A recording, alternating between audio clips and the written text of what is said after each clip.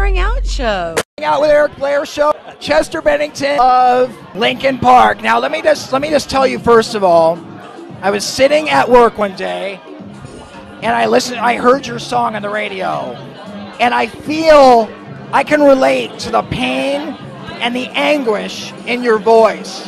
Okay? Because I'm sorry, man. I know, but dude, it's so intense. It's just like anger, like unmitigated, just anger and force.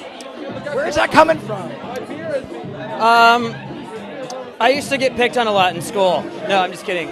A lot of different things. You know, Mike and I have to write a lot of the songs together, so especially lyrically. So it comes from a lot of different places. It could come from, relationships. It could come from, just everyday kind of stresses in life. Whatever.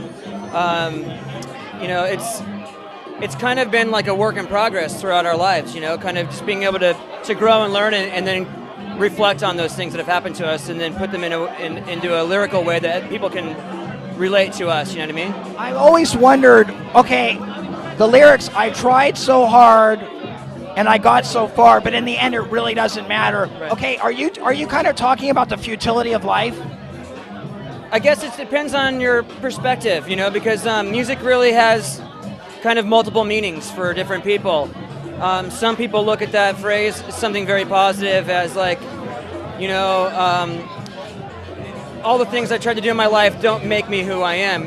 I make me who I am. Those kind of people, very positive people, can look at it that way. Other people can look at it as everything I've done hasn't amounted to anything. So it really depends on your perspective of life and where you're at, in your own particular situation. Now, what's going on with you guys right now? You've had some huge successful records. What is your next move? Right now, we're just focusing on music for relief. We've been trying to raise as much money as we can and allocate it to the proper places by being really involved with the charities and getting. I went to Thailand not too long ago and kind of went down to a couple sites where the tsunami hit, find out how the progress is coming along.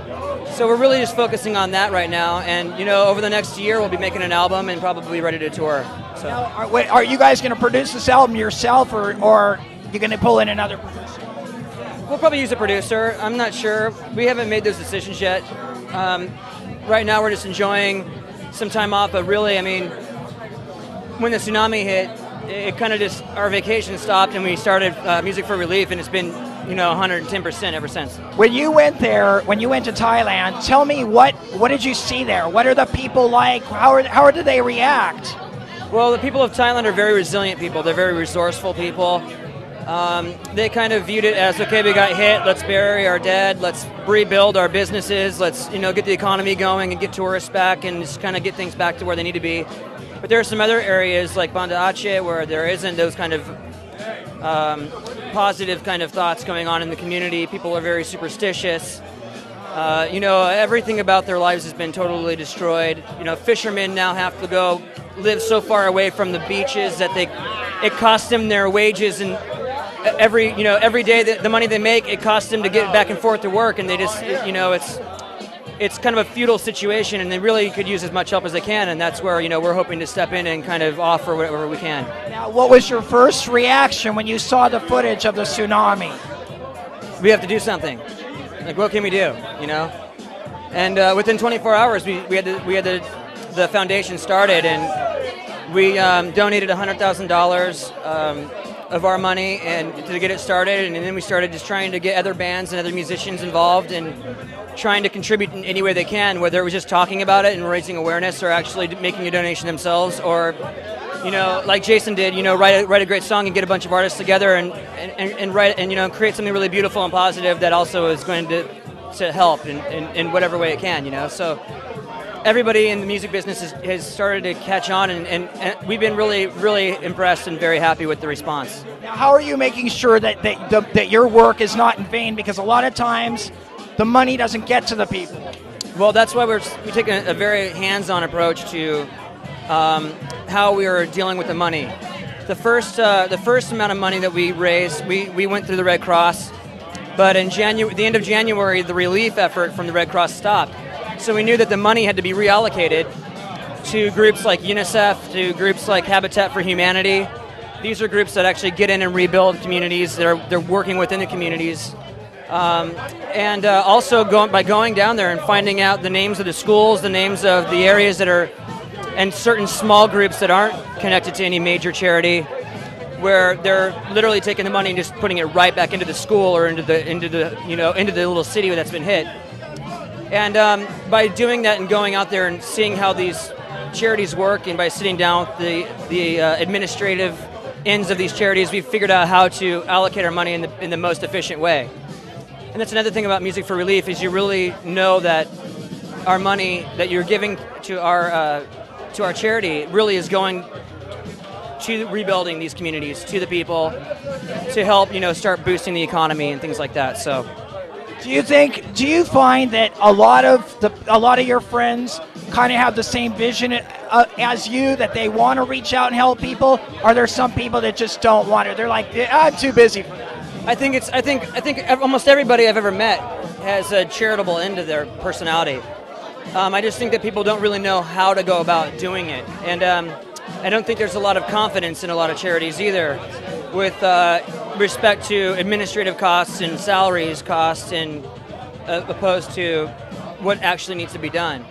And so I think that by taking initiative and finding out how it works, and putting that time and effort in, we've kind of developed a situation and a foundation where we can earn the trust of people giving us the money, but also not only worry about money, but worrying about just raising awareness about how important charity is. And if you are interested in something or concerned about something, you should do a little bit of research on your own, or you can find out which charities have done all that research for you. And it's really simple. You can go to LincolnPark.com, or you can go to musicforrelief.com or .org, and you can find out all the information that you want about how our charity works and everything, and where the money goes. So, now, how does something like the tsunami and going to Thailand make you examine your life or judge your life? Does it give you a different outlook on life? Well, it just makes when you see something horrible like that happen, that's out of man's control. That's not a war. That's not some crazy chemical accident.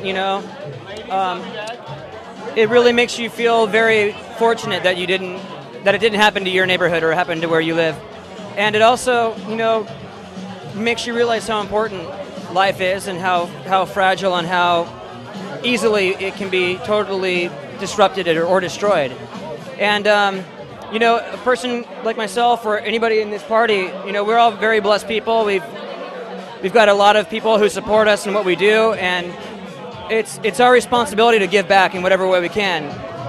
A lot of people in the area that the tsunami had hit were fans of my band. They'd supported us. They bought records. They came to our shows. They played us on the radio stations. We have an obligation to try to help them, because they've been so generous to us. And I think that everybody in entertainment or in any field where they're actually in this kind of situation that we're in Lincoln Park, they should give back. It's our obligation to the world and it's really impressive to see that a lot of people do feel the same way. Absolutely. Yeah, it's really a beautiful thing. Chester, thank you so much. Thank you, man. Appreciate you doing this. All right, this is Eric Blair with the Blairing Out Show with Chester Bennington of Lincoln Park, signing off. Bye-bye.